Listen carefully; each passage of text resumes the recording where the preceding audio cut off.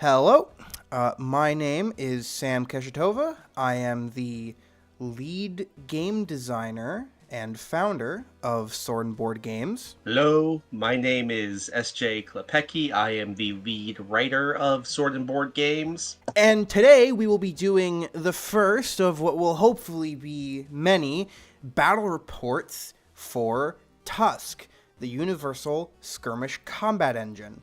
And this time we present you with a quick fight, a little skirmish, between a band of horrific, lawless anarchs who probably don't even have jobs, and some just delectably evil, white-armored space fascists. So, starting off, the Cyberanarks, who I will be playing, are led by Matron Anarchy, who, with a combination of street smarts, deep legal knowledge, and 50 caliber pistols, has spent a lot of time protecting her little commune. Her role is battlefield commander and up-close personal sort of fighter. Then you have Jean Argentomanus, who is the dedicated melee fighter, a French cyberpunk who traveled to wherever this battle is taking place after his government completely collapsed, and in not the fun way. Mostly known for very long diatribes and having a big sword. Tachank doesn't really exist as a person. He is wired directly into the cockpit of this thing. He has a 75mm autocannon just right in the base of his skull, so everyone's a little scared of him. We have Flint, who is primarily there to be a close combat support fighter. He makes really good gumbo. And contrary to what my boss said, there is someone with a normal job. Greg, who until recently worked for the Orphan Grinding Factory, found his way into, the Cyberanarks more or less by accident. He is there with, his simple gun, trying to find a way to explain to the cops that he's not with these weirdos. Then you have his sister, Miriam, who is a close combat support fighter armed with a shotgun, and, they're identical twins. This is the very elite task force that has been sent out to accomplish this mission. They are led by Lieutenant Gorgon. He is the primary ranged combatant of this roster. He's got a big-ass gun, and he also has rerolls with that gun through the ranged weapon expert trait. He also has the commander trait and a radio, meaning he can give orders to the rest of his team from very far away. He's wearing power armor. He's built tough, so he can shrug off blows fairly easily. Not many things are going to be surviving a one-on-one ranged encounter with this man. And the things that can survive probably won't survive the Sorcerer Sergeant Hecata. Now, he is both the wizard of the group and also the group's primary melee combatant. He has a power weapon and a parrying shield and a selection of spells that make him more dangerous in the melee. Last but not least is Outrider Zaris. He is the cavalry of the group. He's on a big jet pike that has a autocannon placed into it, and he has a war lance, meaning that he does devastating damage on the charge. All of these people are cybernetically and chemically enhanced warriors who are brainwashed into being the most elite, most steadfast warriors of the great empire, who is trying to get all of these people to get back to work into the Orphan Grinding Factory, especially Greg, the little fucker. He does want to go back. He just doesn't know how to explain it to his boss. Yeah, he's not gonna get You the have good opportunity. you have good benefits working for the Orphan Grinder. You get an hour off. You get dental care. Now that we know who's fighting, they ought to actually get to fighting, right? Well, every game of TUSC begins with both players rolling the terrain roll-off. So go ahead and grab one of these d6s and roll it on your side of the dice roller. You grabbed a 1. I rolled a 1. Oh, it's going to be one of those games. Okay. So in that case, we both just re-roll. Okay, you rolled a 1 and I rolled a 5. That's more like it. That means I have won the terrain roll-off and I get to place the first piece of terrain. Afterwards, we'll just be alternating.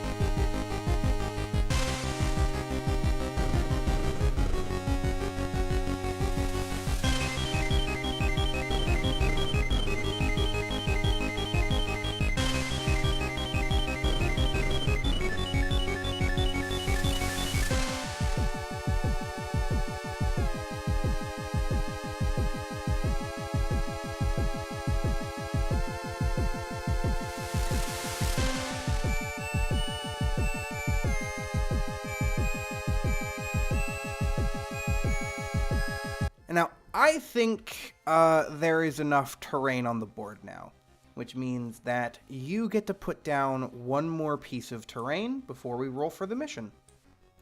And in terms of that, I will grab one more armored container. Getting a lot of use out of these armored containers.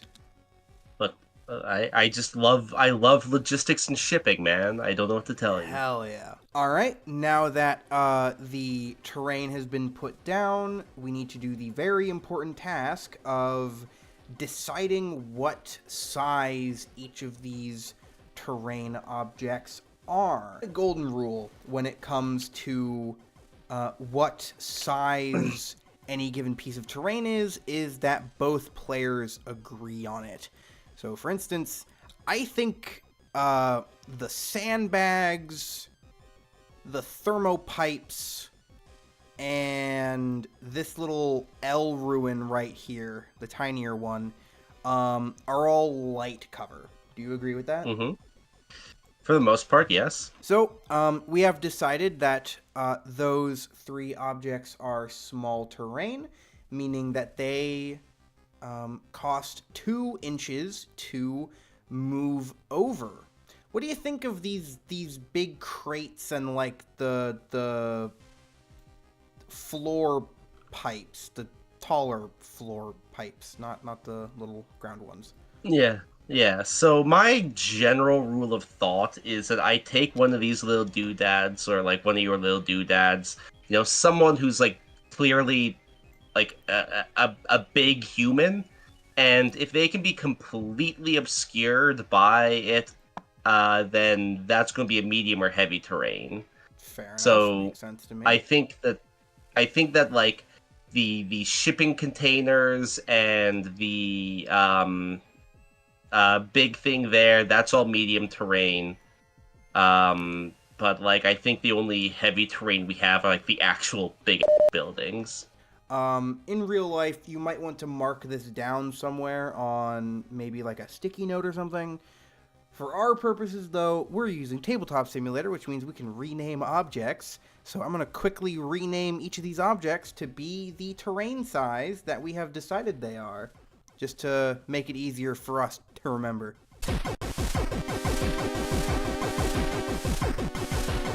Alright.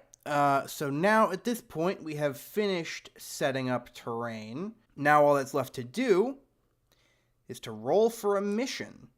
Now, we are playing with the skirmish rules, which are the primary way of playing either competitive or just pickup games.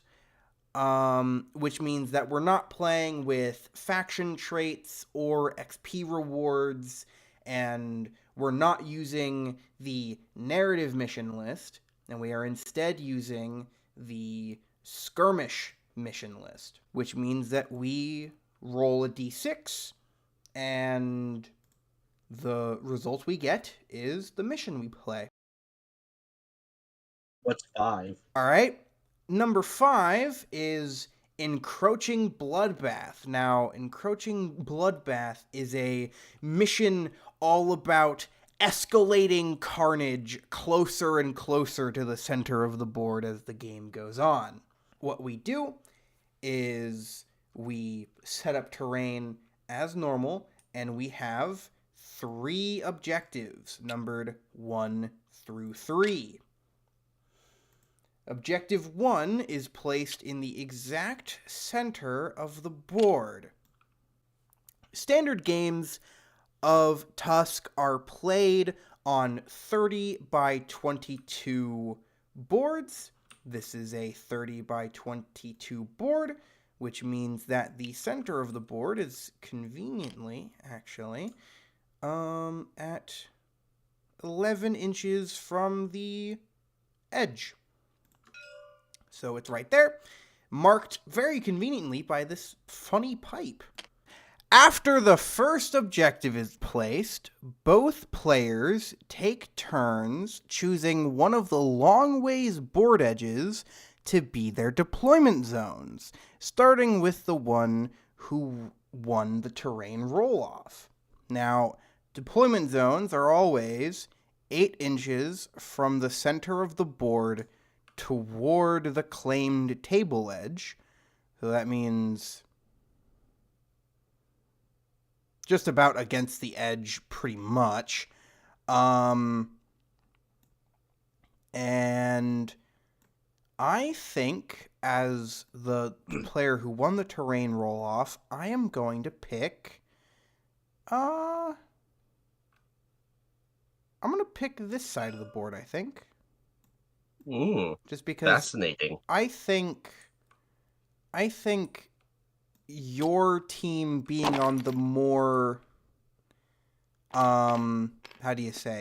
being on the more terrain dense side of the map means that it's going to be more of a struggle for you to get around, whereas I have less people. You would actually benefit from being in the sparser terrain because you won't have to climb over things as often. And I am robbing you of that. Bastard. Yep. Now that we have chosen deployment zones, we set up the rest of the objectives. The player who won the terrain roll-off places Objective 2 10 inches away from Objective 1. Once that is placed, the player who lost the terrain roll-off places Objective 3 10 inches away from Objective 1 and 20 inches away from Objective 2. These objectives cannot be placed in either player's deployment zone. So, in other words, they basically have to be on opposite ends of the map, is essentially the...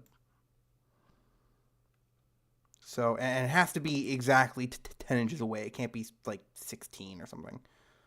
I'm going to put Objective 2 right here. That's where I think it's going to go. And so I have to place 20 inches away from that? Yep, 20 inches away from that and 10 inches away from the objective, from Objective 1.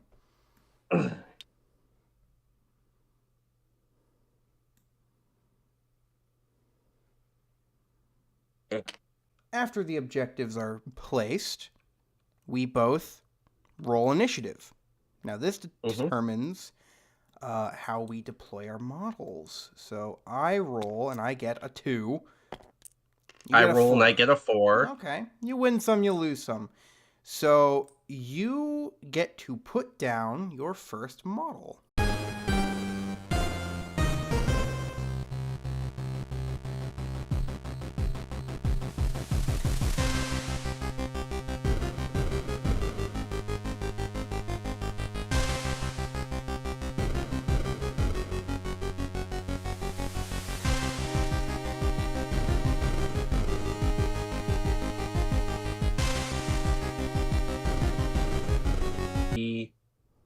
By the way, viewers, Flint without the eye is just a model from a Strog. Oh my god, he is! Oh, I love that. That's great. Yeah, Okay. my army is an assemblage of models from CS:GO, from some nerd thing called World War II, and from Starfinder, which is the only tabletop RPG that's any good. Wow. Anyway, all my models are Horus Heresy Space Marines. We've both put down our models, both ready to go. I will briefly explain the mission rules. At the end of every round, after the first, we check for which objectives are controlled by which players. Players get 1 point for controlling objectives 2 and 3, and they get 2 victory points for controlling objective 1. Also, at the end of the round, a d3 is rolled, and the number it lands on, that objective gets removed from play, except for objective 1. If the dice lands on a 1, then it just gets re-rolled. We have put down our models. We know how the mission works. We've rolled for initiative already, which means that it's time to start the game. It is now round Okay. 1.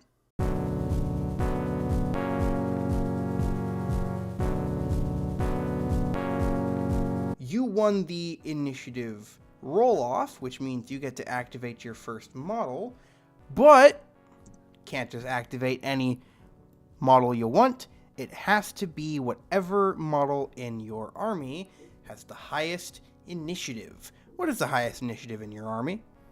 That would be Jean with an initiative of 5. Initiative of 5. So that means we are at the initiative step 5, which means only models of initiative 5 can activate. All models with initiative 5 need to activate before any models of initiative 4, initiative 3, etc. So that means that since Jean is activating first, he has a speed of fast, so I can move him up to 8 inches. 8 inches, that gets you real close to the center of the board. It does. Could dash with him to get him the rest of the way. I mean, yeah, why not? He doesn't have, or does he have? I need to look at my list. He does not have any ranged weaponry, so I am just going to dash him, which would be 9 inches, get him all the way up here. And he will stay just behind the cover, but there he is. That will be Jean's activation. Alright, so Jean over here has dashed from his starting location in the deployment zone to right next to the first objective. He's also kind of taking cover behind this little pipe. However, because dashing takes both of your actions, his activation is now over. Do you have any other Initiative 5 models? Unfortunately, no. No. Okay. I don't have any Initiative 5 models either. All my models are Initiative 4. So that means it is alternating over to my activation and also going down to Initiative Step 4. Which means I get to activate one of my guys. I think I'm going to activate Lieutenant Gorgon. Plasma cannon is medium range. That means it has a range of 18 inches. So... Oh. You've actually already gotten your guy in range. You've already moved him into range of my funny little plasma cannon. Indeed. We're gonna have him move up first. Okay. His first action is going to be to move like this. get behind that cover, really make sure he's gonna get the benefit of cover if he's shot back at. And then he's going to shoot at Jean. The plasma cannon is a damage 6, shots 1 attack at strength 7. Mm-hmm. So what is your toughness? My toughness is 4. Okay. That is going to be good for me to know for later on. First, I need to roll to hit. Now, I only get the 1 hit roll, which is kind of scary, but he does have ranged weapon expert, which means he gets a reroll with it. He hits on 3s. So, we do this. Okay, he rolled a 2. This is where the reroll comes in handy. And he rolled exactly a 3. Mm-hmm. Okay. So that means he has hit with his singular attack. And now I can roll to wound. Now, you told me that his toughness was, what, 4? Indeed. Yes. So the plasma cannon is strength 7. 7 is higher, but not exactly double than 4, which means he's wounding on 3s. Now, this is, again, kind of scary because I only get the 1 of these. But if I get this one, it'll hurt a lot. Okay, that's unfortunate. Well, alright. Yeah, that's kind of the risk-reward with single-shot weapons, is the fact that at any point you can get kind of screwed over by one bad roll. So... Yes. And Jean tauntingly shouts, "You fucking missed." So... Well, he didn't miss. He hit. He just didn't feel it. It grazed him, I guess. I don't know how you get grazed by a miniature sun and not feel it, but... Built different. Fair enough. Such is the way of things. So, he moved and then he fired. That means he has used both of his actions, and it now goes back over to you to activate one of your Initiative 4 models. Now, in terms of Initiative 4 models, right now, I believe I have, let's see, I have Matron Anarchy, and I have, Matron Anarchy is the only Initiative 4 model I have, which means that she is going to, she moves with fast, so she's also going to move 8 inches. So this will be, I will move her first 4 inches to here. And then I will move her another 4 inches to here. So that is the whole move, the whole 8 inches. Now, short-ranged weapons are a range of... how many inches? I always forget. Short range is 10 inches. Short range is 10 inches. She has 2 heavy pistols, which is going to be 2 shots, because they're one-handed weapons. So 1 shot each, 2 shots. And she is hitting on... she's hitting on 2s and up. Whew. And she has ranged weapon expert. Well, both of them hit. Your target, Lieutenant Gorgon, has a toughness of 3. So you are... What's the strength of your weapon? 4. 4? Alright, so that means you'll be wounding on 3s. Okay. I get 1 wound. You get 1 wound. Now... And the heavy pistol does 3 damage with every shot. Okay. Does it have any rending on it? Let me check.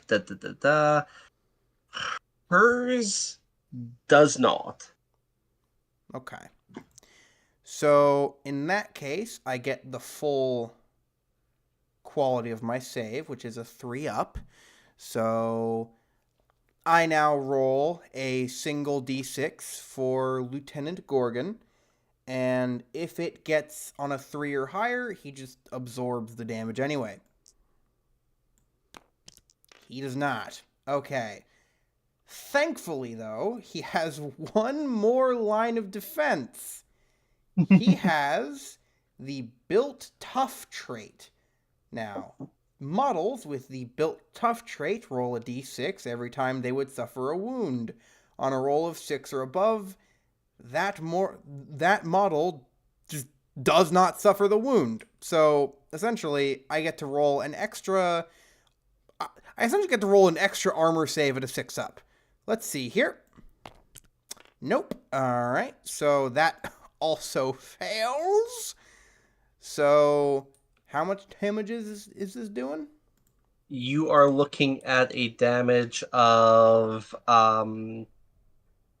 3. So, that means the lieutenant's grit is taken down from 10 to 7. So, it's now over to me, yes? Yes, it is.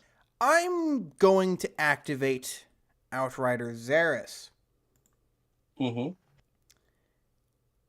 Outrider Xeris's first move is going to be to move, like physically, with his little jet bike. Vroom vroom. He's going to move onto the objective, and he is going to shoot Jean with his autocannon. Now, his autocannon has rapid fire. And autocannon is long range, which means it has a range of 24 inches. I do believe 8 is well under half. Which means that the autocannon then also doubles its shots. So its 5 shots become 10.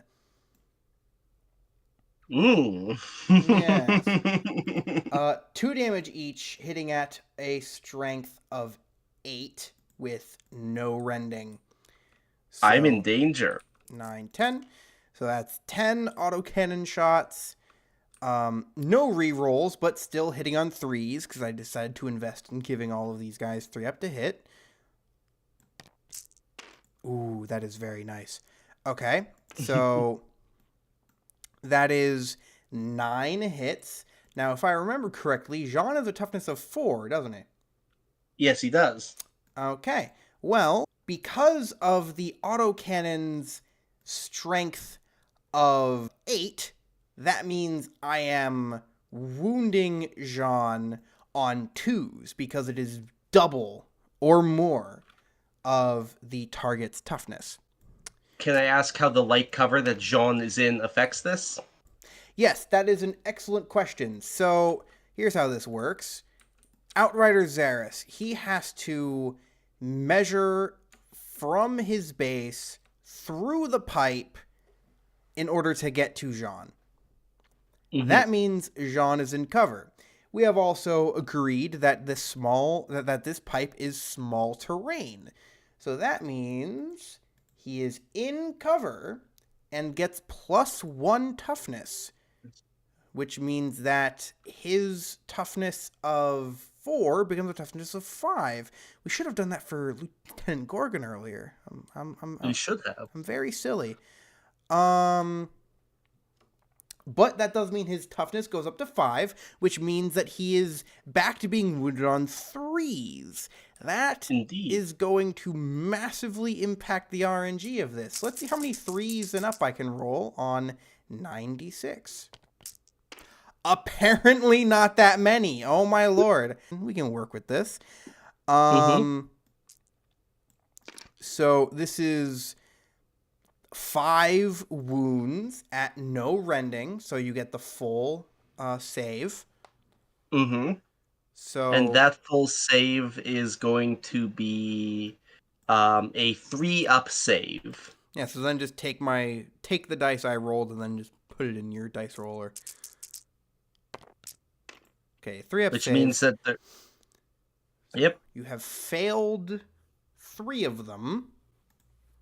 Which means that you take 2, 4, 6 damage. All right. Well, Jean is now at 4 grit. Xeris hasn't even charged yet. No, he is not. This is his weaker form. All right. With that being said, though, that is the end of his activation, and it now passes over to you. Do you have any remaining Initiative 4 models? I do not. I am on to Initiative 3. Well, that means that it actually doesn't pass over to you yet, and I instead get to activate the Sorcerer Sergeant Hecata. I'm going to move like this to get around the building, because he doesn't want to have to spend all that movement. And he's out in the open, which isn't great, but he is going to cast... What is he going to cast? He has access to Arcane Armor, Healing Light, and Firebolt.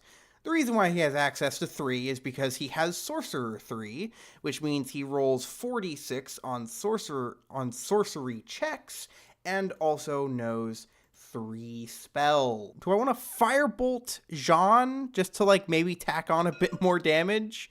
Or do I want to heal Lieutenant Gorgon?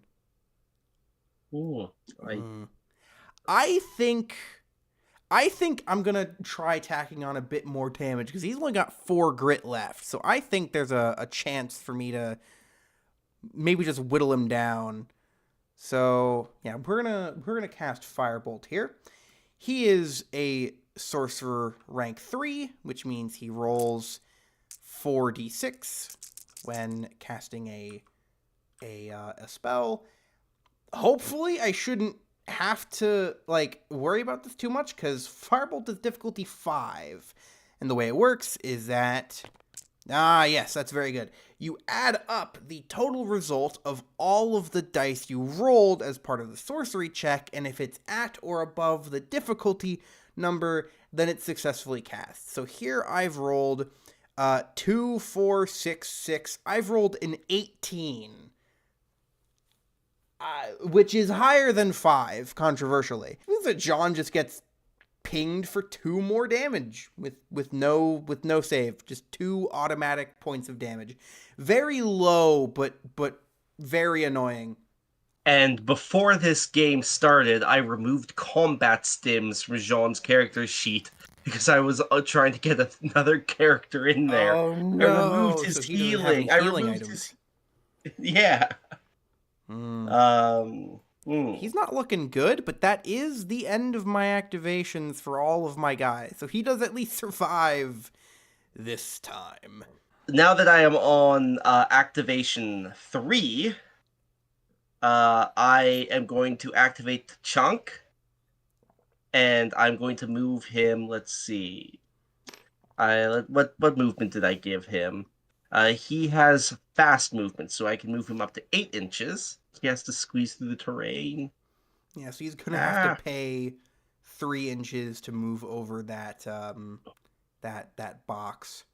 If you want to. Well, that's okay. I will move him up to here, and I will point his autocannon. At the Sorcerer Sergeant. I have made horrible mistakes. He is not in cover, which means that because Chunk has an autocannon, that's going to be 4 shots. No, that's going to be 5 shots. That is going to be... It is 5 shots at 2 damage, 8 strength, rapid fire, 10 shots, which means, let's see, 1, 2, 3, 4, 5, 6, 7, 8, 9, 10. And just so we can see, his combat rating is 3 up. All right. Does he get a reroll? He does not. Okay. But also, and this is a question I have about vehicles, because he has 2 hard points, and both those hard points are armed, can I fire with the second hard point in the same round, or no? Yes. So the way it works is that every single time you declare an attack, you can declare an attack with all of the with any weapons that a model is holding. Now, a hard point is essentially a hand for a vehicle. Hardy har. So whenever you make an attack with a vehicle, specifically with the weapons mounted to a vehicle, you can make attacks with any other weapons also mounted to the vehicle, but not both. You have to pick one. So if the rider has if the rider also has weapons, then you have to pick between using the rider's weapons or the mount's weapons for any given attack action. So I will roll the autocannon first and then the infantry rifle. Wow. So we are looking at... Wow. That's 3 we hits? are looking at 3 hits. Of 10! 3 hits of 10. On a 60% chance roll, by the way. That's very unfortunate. Alright. Alright, toughness versus strength. What's the toughness? Toughness 3, so you're wounding on 2s. Okay, so 2 wounds. 2 wounds into Sorcerer Sergeant Hekata. I thought this was going to be disastrous. This is now looking much better for me. The Sorcerer Sergeant is still wearing power armor. Wearing nice heavy armor, so he has a 3-up save, and the autocannon does not have any rending on it natively. You need to dedicate the option to that. You need to pick between rending or rapid fire. So he just gets 2 flat 3-up saves and makes both of them. So, yeah, he's fine. All right. Well, then I'm going to use the infantry rifle, which is let's see, that is also going to be, so that is rapid fire and laser sighted. The range on the infantry rifle is medium. Medium. So that means 18 inches. So anyone within 9 inches is a is within rapid fire range. So Lieutenant Gorgon would be within rapid fire range, but the Sorcerer Sergeant wouldn't be. So could I fire at Sergeant Gorgon with like Yes. the dedicated separate attack? Excellent. So I shall be firing at Lieutenant Gorgon with the rapid fire of the infantry rifle, and because it is laser sighted, the laser sight, I believe, lets you it means that I add a +1 to ranged attack rolls. Because I am within half of the range, right? Yes. So that means that I now have 4 shots, and the 4 shots are going to be fired effectively at a 2-up. That's very good. And that means that you have 3 at hit. All right. And you're going to be looking at a strength of 4 against a toughness of 3, but in cover equaling 4. Yep, so wounding on 4s. Alright, so 2 wounds go through. Any rending at all? No rending. No, I don't think the infantry rifle can even get rending. But it cannot. It's still good policy to ask, even if just to make sure. So I'm gonna take my 2 armor saves here. I passed both of them. All right, so Lieutenant Gorgon is completely unaffected by the infantry rifle. All right. Well, Tachunk's activation is over. Do you have any folk who activate at? Completely out of models. Not only do I not have any folk who activated at Initiative 3, I don't have any who don't activate at Initiative 4. I am destitute over here. All right. Well, first we move Greg onto the objective. Look at that boy. Oh, we love him. We love Greg. We love Greg the organ grinder. So, why is he an organ grinder? Look, the benefits are good.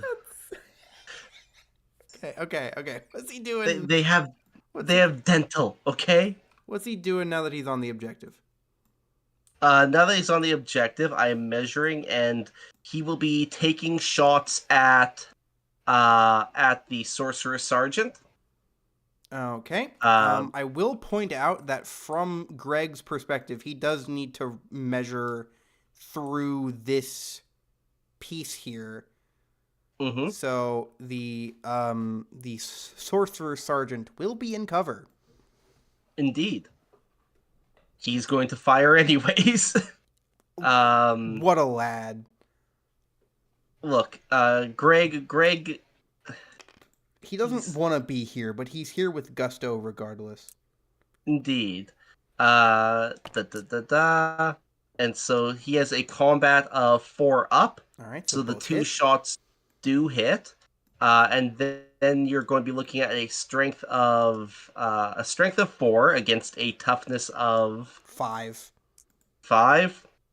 He has a base toughness of 3, but then he has an armored undersuit, which gives him +1 toughness, and then he's counted as being in cover, which makes him an extra point of toughness, making him a total of toughness 5.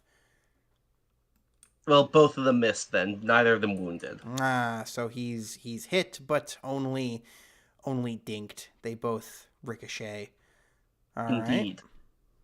Then Miriam, who is so Miriam Bernadal is going to let's see. She also has quick, which means that she's going to move first. Let's see. 5 inches this way.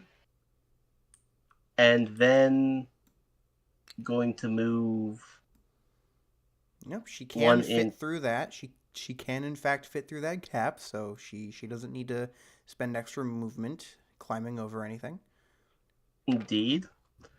But there's that. So she has that, and then let's see. She can't can she see? No, she is staring at a brick wall over here. With that though, yeah, she is going to spend the movement then to dash and move an additional 5 inches to here. Fair enough. We only have the one guy left then? Flint without the eye? Yes. I have Flint without the eye, and I believe that's it. And Flint without the eye is going to move directly on top of the cover here. He's also quick, so that means that's like his full 6-inch movement. It's 4 inches to get to the actual base contact with the thing, and then up on top is another 2 inches. Flint without the eye has a infantry rifle as well. And he is going to take shots at Lieutenant Gorgon there from his position. There's a few advantages that Flint gets because he is attacking from a higher point of elevation. So, terrain from one size category lower than the piece they're standing on cannot actually give them cover. So, because you're shooting at Lieutenant Gorgon, who's standing behind a piece of small terrain, and he does not get the benefit of being behind that piece of small terrain because you can see over it. And let's see. Flint has a combat rating of 3 and up with those 2 shots. He makes one of them. Okay. And that is going to be toughness 3 against strength 4, correct? Yep, so wounding on 3s. That's his wound. Does wound. Okay. And he's just using an infantry rifle, right? Yes, he is. Okay, so no rending or anything like that. So first the 3-up save. And I make it. Okay. Gorgon is left unaffected. That is the end of round 1. All right. That is the end of round 1. So, we need to now calculate victory points at the end of the first round. I don't think it's any contest that you control objective 1. Like, I don't have any models within 4 inches of it, and you have 3. So Indeed. you definitely control Objective 1, and you control Objective 3. However, I have Outrider Xeris over here, holding down Objective 2. That means I get 1 victory point, and you get 3. Because the Objective 1 is worth 2 victory points, and then Objective 3 is worth 1. Alright. Now, before we move on to the next battle round, there's one more thing I have to do. We need to roll a d6. Well, a d3, rather, which is a d6 divided by 2. And whichever number it lands on, -1. If it lands on a 1, then we just re-roll it. That objective gets removed from the board. Re-rolling. Alright, so Objective 3 is taken out of play.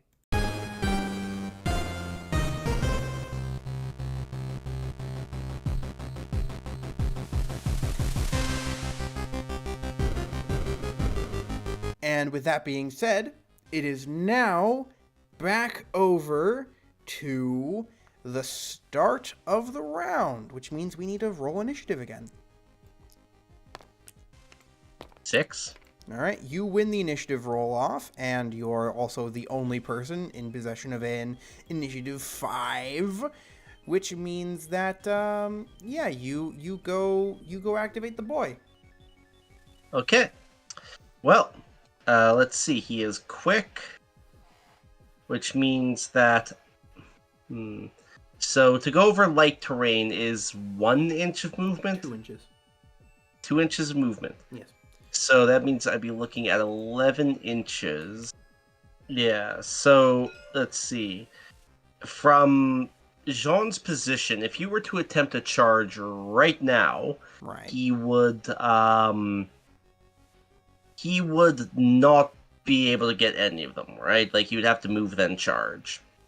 I mean, not necessarily. What's his movement? His movement is 8. His movement is 8. So that means he's rolling 1d6 and adding 4. That means his maximum charge range is 10. Mm-hmm. So he could charge Xeris. He'd just need to roll a 5 or up. He could charge actually, yeah, he's basically 9 inches away from everyone except for Gorgon, who he's 8 inches away from. So he's either rolling a 5 to get in melee with the Sorcerer Sergeant or the Outrider, or he's rolling a 4 or up to get within melee of the Lieutenant. I will try a 4 and up to get within melee with the Lieutenant. Alright. You do not do that. Alright. A model's activation is always ended immediately after a charge is resolved. So He trippeth. He trippeth. He trippeth and scrapeth him's knee. The cops put a banana peel under it. How fucking dare they? It is now my activation. We are now also moving back down to Initiative 4. The Sorcerer Sergeant Hekata is going to be who I activate first. He's going to move up another 6 inches. Ooh. Okay. He's fucking real close now, ain't he? And he's also going to firebolt Jean again, just to hopefully put to rest his entire bloodline. Rolling 4 dice, trying to get a 5 or higher. He gets higher than a 5. Which means that Jean takes another 2 damage and is unfortunately our first casualty of the game. Which means he is taken off the board and destroyed. Oh, you deleted him. Yes, I did. This is a PSA for real life play, don't put physical models in the void after they are killed. Simply take them off to the side. Do not eat them. Look, sometimes you're playing Tyranids, you get the munchies, you just go, oh, you know? And with his death comes the end of the Sorcerer Sergeant's activation, which means it goes back over to you. Alright, so next we're looking at Matron Anarchy. Now, Matron Anarchy, with her 2-up attack, 4 shots, rapid fire, no, they're rapid fire, therefore 4 shots, strength 4, into the sorcerer who has just taken her favorite Frenchman out. So I'm going to roll 4, looking for a 2-up. Okay. I'm sorry, I'm trying to... Why the drag is not working. Alright, there we go. Sounds kind of transphobic, not gonna lie. Okay, so that's 4 hits. Yeah, all right. And so the sorcerer is not in cover, correct? Right. So that's a fantastic question. Essentially the way it works is that because the matron is within 1 inch of the piece of terrain that the sorcerer sergeant would be benefiting from, which is this funny, weird little orb thing, the sorcerer sergeant does not get the benefit of that cover. So, for instance, Lieutenant Gorgon does not have to count his sandbag for the purposes of whether the things he's shooting at is in cover, because he's within 1 inch of it. He can just look over it. So no, the sorcerer sergeant is actually not in cover right now. It's very unfortunate. All right, so I got 4 shots then at strength 4. So wounding on 4s. Let me double check that. Yes, strength 4, wounding on 4s. Which means that I have 3 wounds on you. Okay. Any rending? Let me see. I do not believe the head. No rending. No. 3 straight saves. Just 3 ups. Okay. And he makes them all. Tanky bastard. Holy shit. Indeed. He's just been walking up the board getting shot in the face and has not been caring. Tachonk's initiative 3, right? Yeah. That means I know for a fact that Outrider Xeris has to activate before him. Okay. That means I don't have to worry about Tachonk moving until then. Which means that I can have Lieutenant Gorgon, Lieutenant Gorgon's gonna shoot the matron. Okay. And I can have a little cavalry duel between Tachonk and the Outrider in a bit here. Gorgon is shooting with his plasma cannons. That's just a single shot. He gets a reroll. It does not save him. Okay. Gorgon. Buddy. Clearly I need to give you a little pep talk here. I have spent 186 points on you. You're a fascist. Don't do anything. I need you to do something. Keep doing what you're doing. Fight the man. Yeah, I mean that's his activation basically. He has no reason to move. Actually, no. He's gonna move. He's gonna spend 2 inches to move over this sandbag, and then is going to move another 4 inches over here. So now we're both tied for objective 1. All right, well, in that case, Outrider Xeris is going to do a funny activation. Here's an interesting rules interaction that I would like to highlight for a second. So, Outrider Xeris is 6 inches away from Tachank if you draw through the medium terrain. That doesn't work though. You got to go over it. He essentially needs to add an extra 3 inches to his charge distance in order to make it over. Because that's how much it costs in order to move over terrain. So medium terrain is 3 inches. So a 6-inch charge becomes an 8-inch charge. 9. Wait. Oh my god. Fool that I am, I cannot count.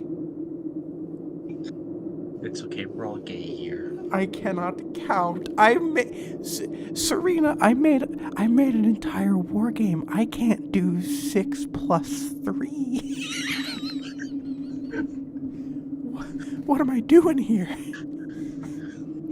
Imposter syndrome. So, because he has to add the 3 inches to his charge distance in order to get over this medium terrain piece, he essentially needs to roll a 6 to make this charge.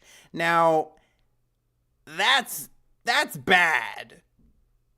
That's really bad. Because he also can't really afford to, like, wait. He's gonna move 4 inches like this. So now he's still with it. Oh no, but then your little guy will take it. Or at least time me for it. That means I need to murder your little man. Or little woman, I guess. I shouldn't misgender. You're misgendering her. I shouldn't misgender this terrorist. The woke State Department be like... The woke State Department be like, we shouldn't misgender. So I want to stop you from taking this objective. As a result, I am instead going to have him move over here, and he's going to then shoot at Miriam with his autocannon. Miriam cover. does get the benefit of cover. Mm-hmm. Hopefully that shouldn't make much of a difference. So... this is 10 shots. 1, 2, 3, 4, 5, 6, 7, 8, 9, 10. Let me make sure.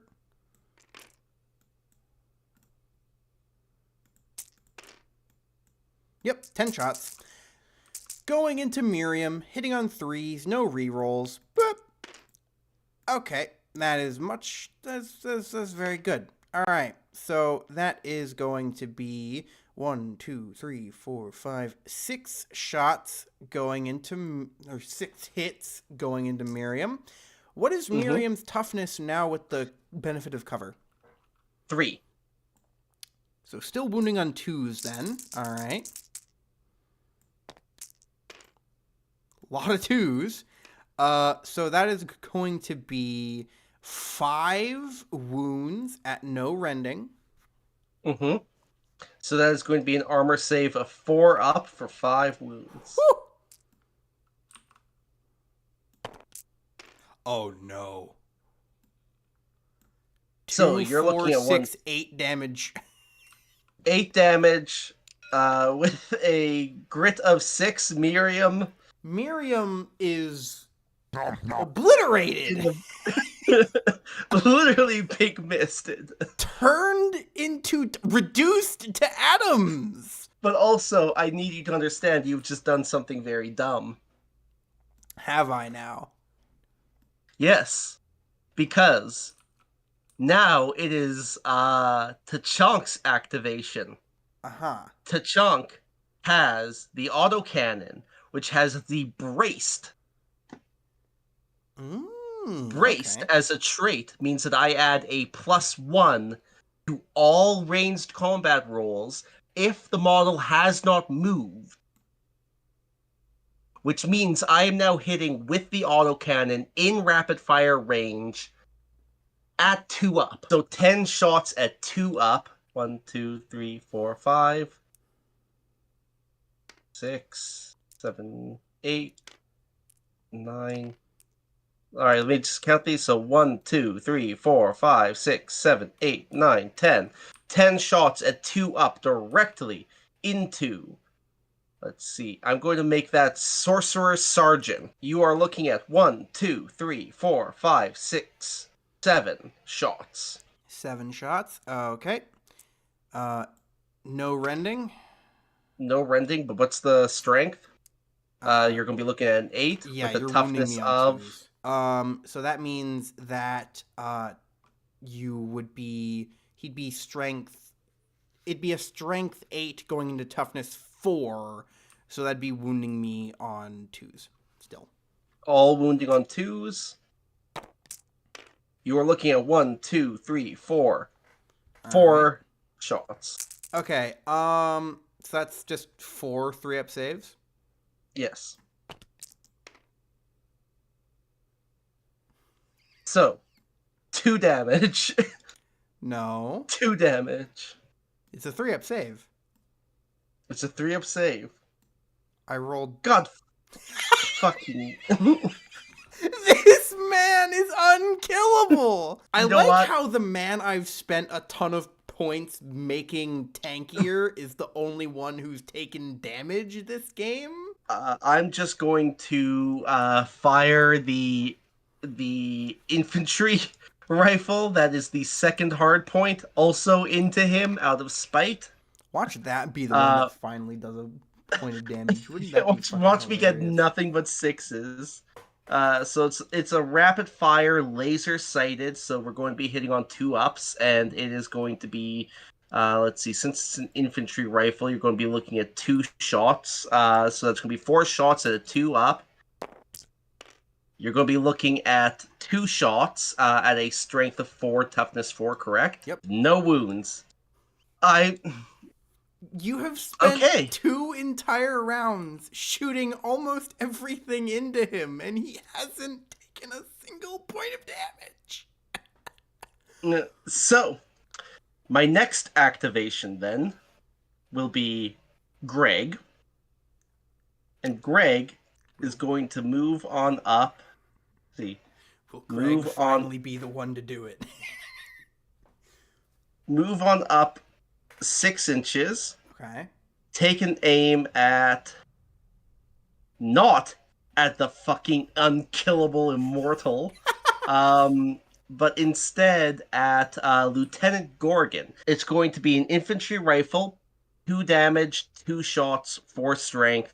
But he has a bayonet, so no 1 up.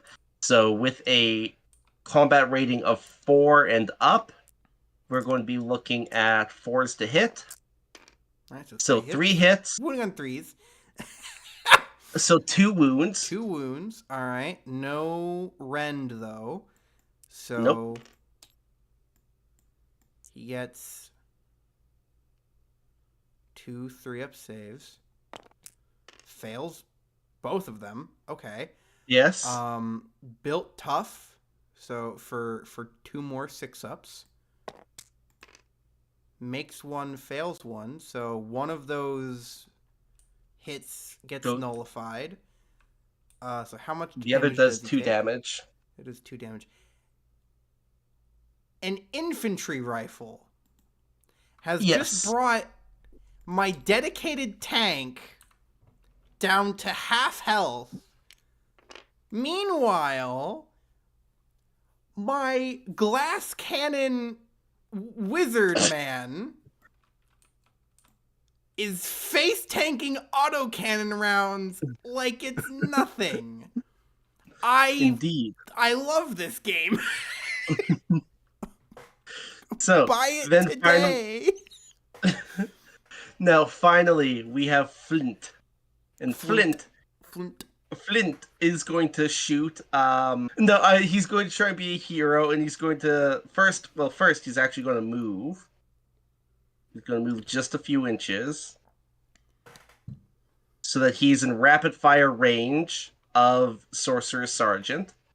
Okay. Because apparently, since Flint has not gotten the memo, he's going to fire those 4 shots at a Let's see. He has a 3-up combat rating, which means that 3 of those shots hit, which means Okay. that it's a Wounding strength on 4 fours. toughness 4, which Oh! means, okay, Oh! Oh! all 3 of Today those. could be the day!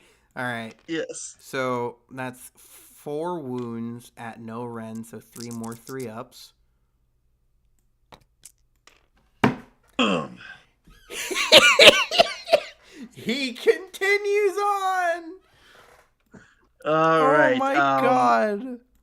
Are there rules in this game for how a pawn can commit seppuku? Because he has dishonored my family. So that's actually my last activation. So that means we need to count victory points here.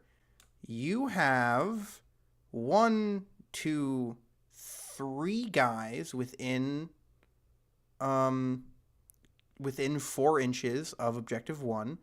I have oh, he's 4.5. He's not in there, sadly. So I have only 2, and this guy is 4.5, which is very inconvenient. Which means you still control objective 1, so you get 2 victory points. Okay, and I have 2 victory points from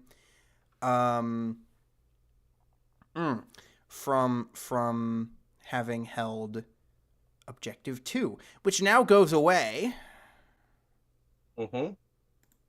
So now the only objective in play is objective 1. Uh-oh. It is now time for the slaughter.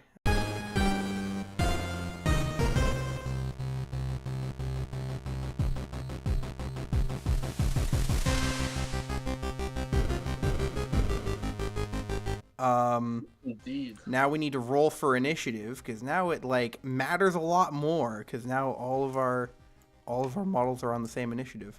So I roll a 3. Yeah! Okay, so also not all of our models are in the same initiative. These final 2 models are 3s, and that's a 1. Fair enough. You go first. Yes. So I'm gonna have the Sorcerer Sergeant Hikata. He's gonna charge Matron Anarchy. It's a 4-inch charge. This is a 6-inch charge. So he needs to get a 3 or better.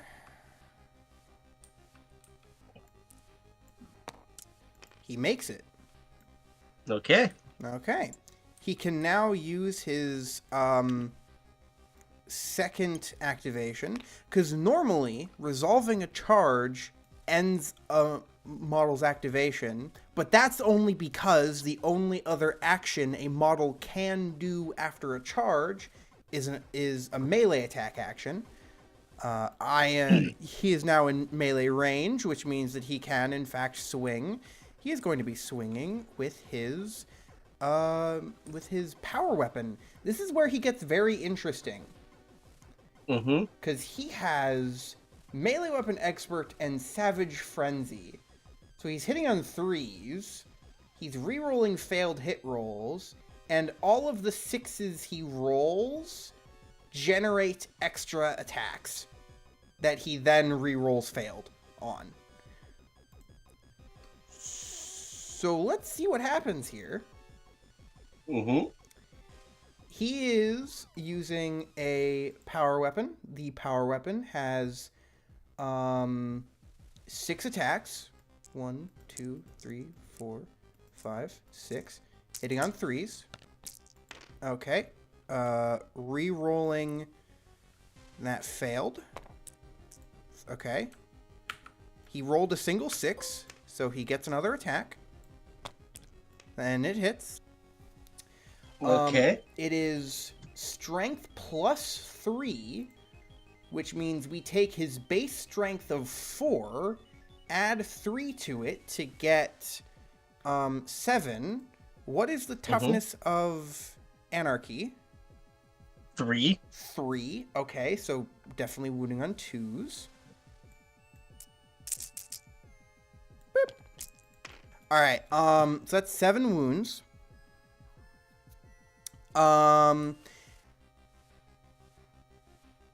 that's, you now need to make 7 saves. However, this power sword has rending 2, so your save is made worse by 2. Okay, so it's 5 ups. Which means two of those saves. Each of these do 4 damage apiece. All right. So that's a comical amount of damage, I think. That's 20 damage. Yeah, I've already deleted Mother Anarchy. So reduced to atoms. Once again, literally reduced to atoms. So I now just get to activate my next guy, because that was your only other initiative 4 model.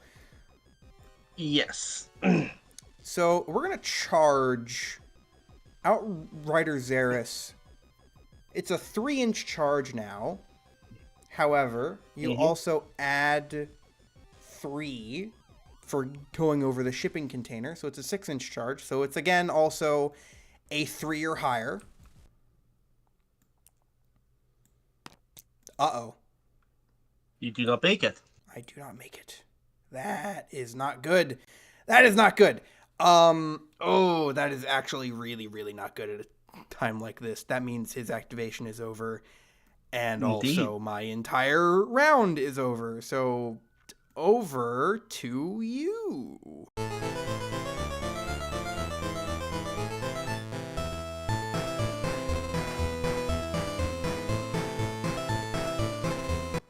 So, because Tachank has bracing, that means he gets a +1 to his autocannon fire. I'm going to autocannon fire everything into Sorcerer Sergeant Hekata. Don't So worry, that it's is going fine. to He'll be fine. 10.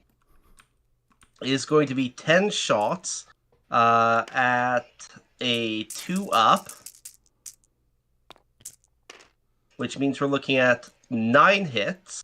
Wounding Which means we are on looking 2s. at wounding on 2s, which means we are looking at 1, 2, 3, 4, 5, 6, 7 wounds. 7 wounds. Okay. On a 3-up save?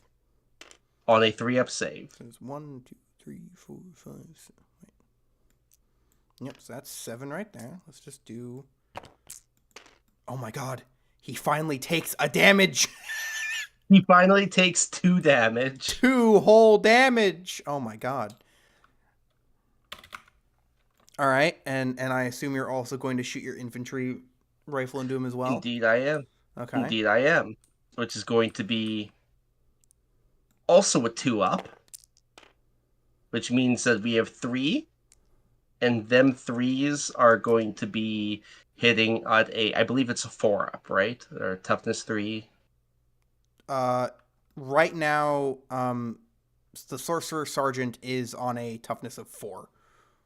All right. So we got 2 wounds. Okay. So just 2 more 3-ups? Yep. Makes both of them. I don't know. I don't know. I don't know.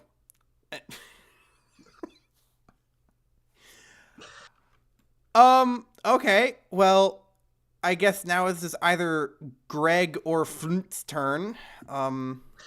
Yes. Well, Greg is going to shoot into the Sorcerer Sergeant as well. That is going...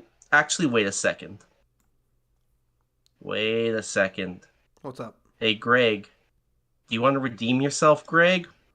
Is Greg gonna bayonet yourself? Charge the Sorcerer Sergeant? Bayonet charge the Sorcerer. Oh my god. And so that is... Greg is quick, but this is less... This is 2 That's inches. a guaranteed charge range, yeah, so you can just... So, an automatic charge range, he gets directly up into the Sorcerer's business. Now, because Greg has a bayonet on the end of his gun, the bayonet does 5 attacks at +0 strength, so base strength 1 damage, which means that we are rolling 5 dice at a armor up of Yeah. So we're going to be looking at a 4 up to hit, and we get 2 hits. And then with a strength, so it's strength. I have very bad news for you. Yes. Um, Sorcerer Sergeant Hikata has a parrying shield, Oh which dear. means you need to re-roll those 2 successes. So it's only All one right, hit. 1 success. So that 1 success, we are looking at strength 3 versus a toughness 4. So 5. Oh, he It does wounds. hit. All right. It does wound. Nah, he saves it though. It is saved. Okay. Well, Wow. then I'm going to have Flint Flint. move down here. And he is going, because that is like about, 2 inches and then 3 inches down, so that is within his thing. And he's going to shoot at Lieutenant Gorgon. And Flint has, you're looking at rapid fire, so 4 ups, very standard infantry rifle. Boom, boom, boom. So he hits all, and then you're going to be looking at strength 4, toughness 4, I believe, right? Into who? Into Gorgon. No, because he. Oh wait, no, he's not within 1 inch of the pipe. He's within 1.3 inches of the pipe. So actually, the lieutenant does get the benefit of cover. So yeah, it would be toughness 4. Okay. So you're looking at 2 hits. 2 hits. Okay, so that's. Let's do a 3-up save. Let's do 2 3-up saves.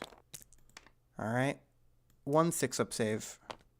Okay, he take. How much damage does he take? 2. Another 2. Oh my god, dude, what is going on with Gorgon? I mean, I can't really complain because literally no one else has taken any damage except for Hikata, who's also taken only 2. But like, wow, I spent so many points on making that guy tanky. If I knew, if only I knew, I would have maybe gotten another guy. So that's all my activations. So I have. Yeah, I still only have 2 people in range of it, and you have 3, which means you control it. So you get another 2, and now I get nothing because and now we are moving into battle round 4.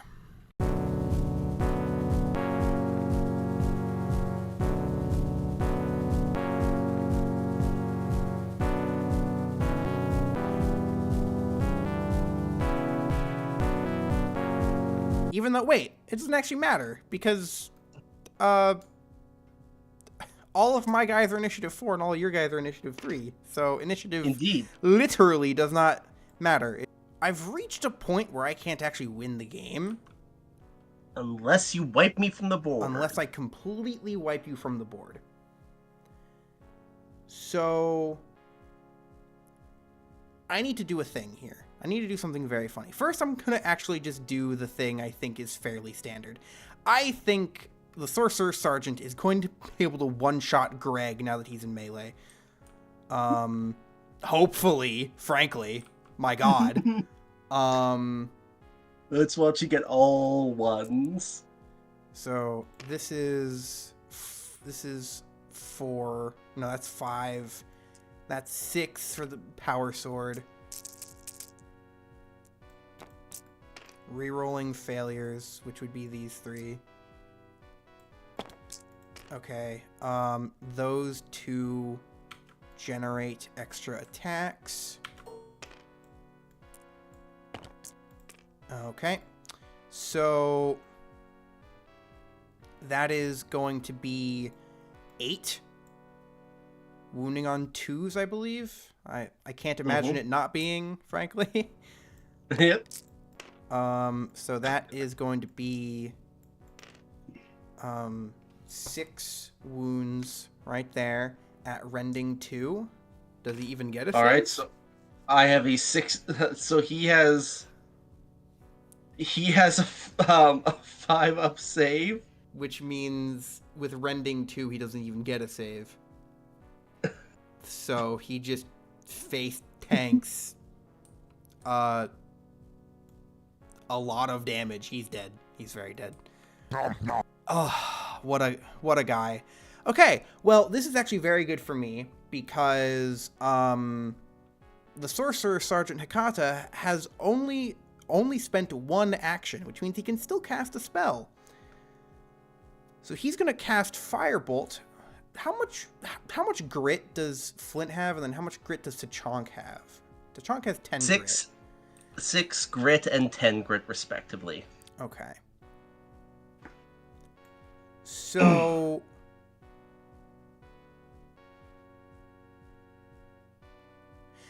what I'm going to do is I'm going to have Lieutenant Gorgon...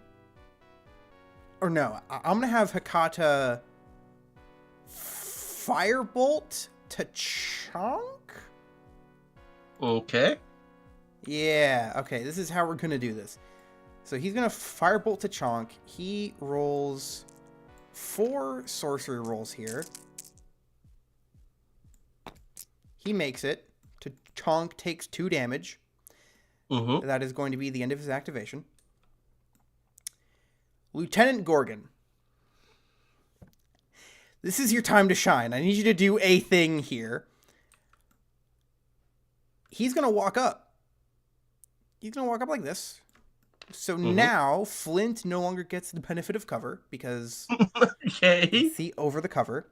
I am giving this man as many training wheels as he may need. His plasma cannon does 7 damage per shot. Indeed. Which means that he just needs to hit him once in order to kill Flint. Small problem. He only gets 1 shot. So we're going to have to... Better make it count. Better kill me in 1 shot. Yeah, we're going to have to make that count here. So it's 1... It's 1 shot doing... It's actually 6 damage, not 7. I was lying. It'll still kill him in 1 hit. Still kill him in 1 hit. So 3 up to hit. He hits. He hits. Wounding on 2s. Because it's 7. It's strength 7. Mm-hmm. What's his toughness? Toughness like 3. Toughness 3? Okay, like so yeah, wounding 3. on 2s. Please. Oh my god. Oh my god. Oh my fucking god.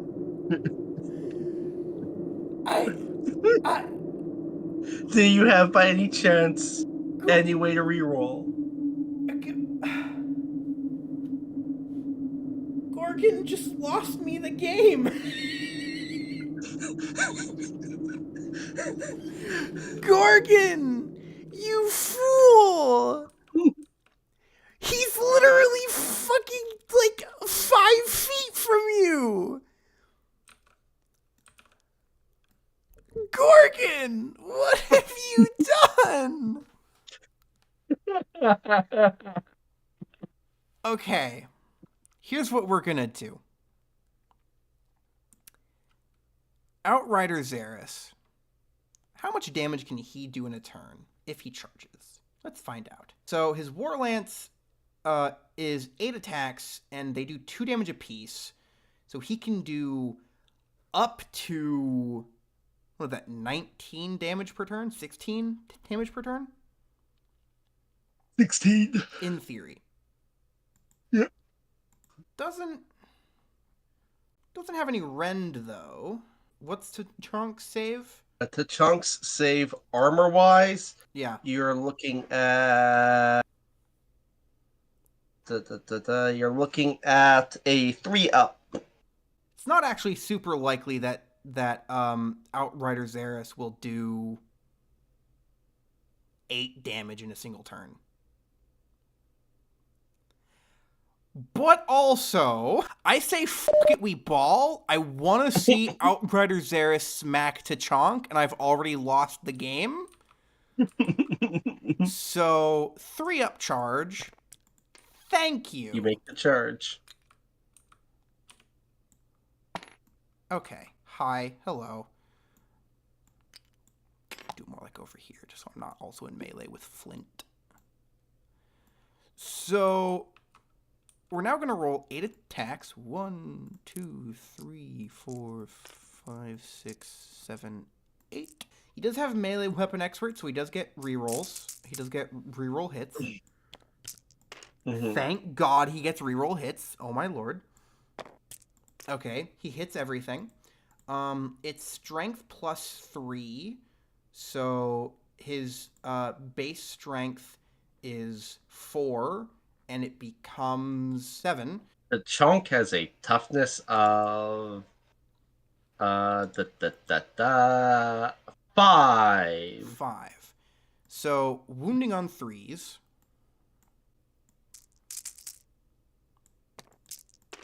Okay, so that is 5, 6 wounds. So we're looking at a 3-up armor save. Oh my god. He makes all 2, 4, 6, 8. Tachank is dead.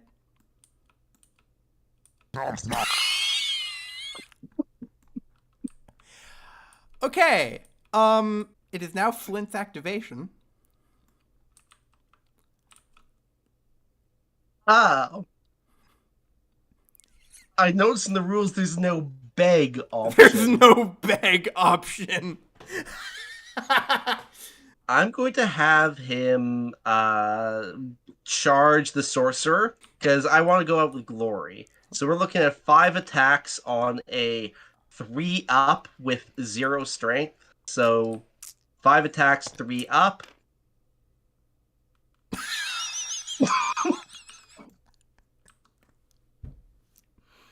One attack, 0 strength.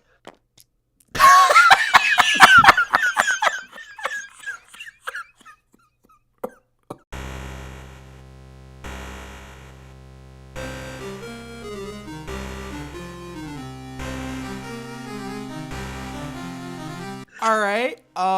So it is now the end of the round.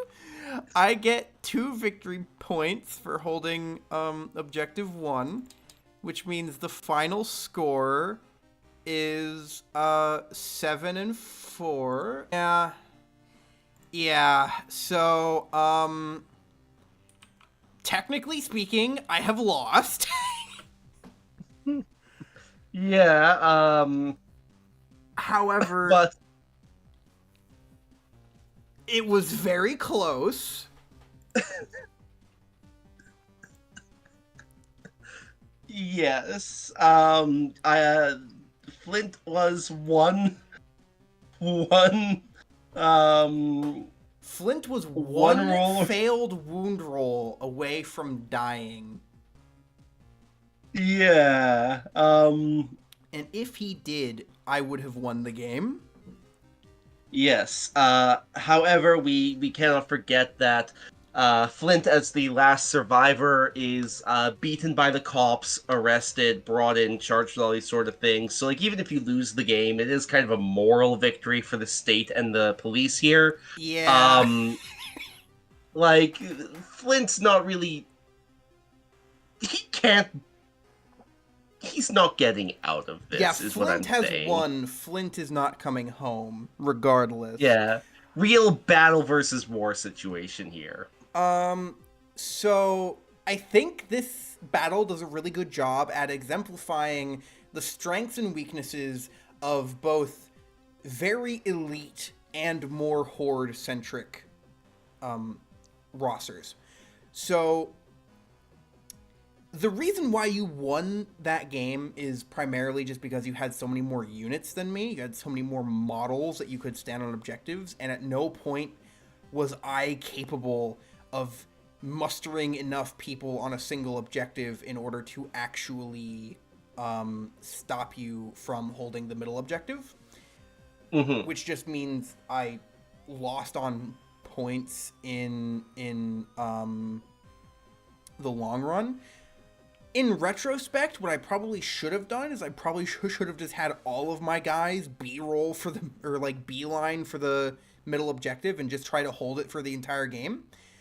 Yeah, and I Um, think with my army, just kind of thinking of the things I can change. So like next time I play with these guys, it can go a bit better.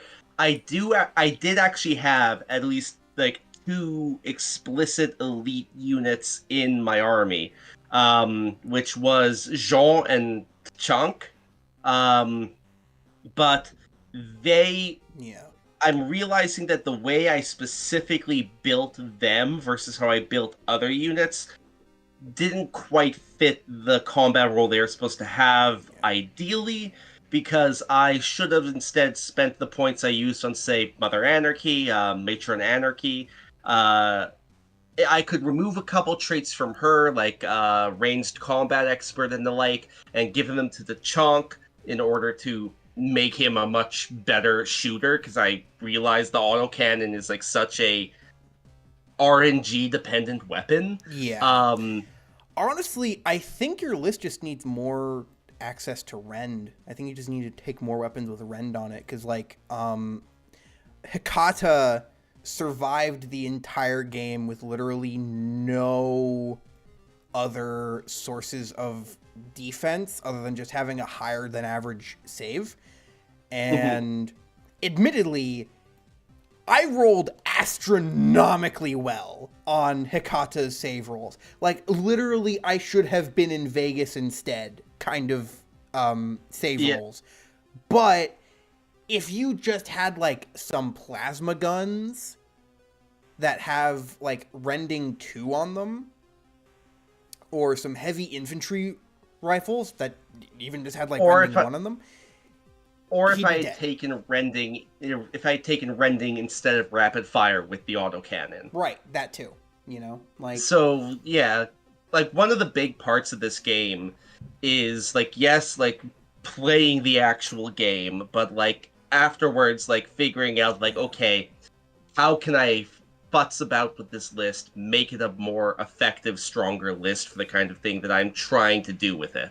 no, absolutely, Um, absolutely. and a lot of that is just kind of trial and error, because you don't quite know how the numbers are going to crunch out until you're actually playing against someone. Yes. But yeah, so this was the Cyberanarks versus the, I don't know, Space LAPD. Sure. Yeah. Let's go with that.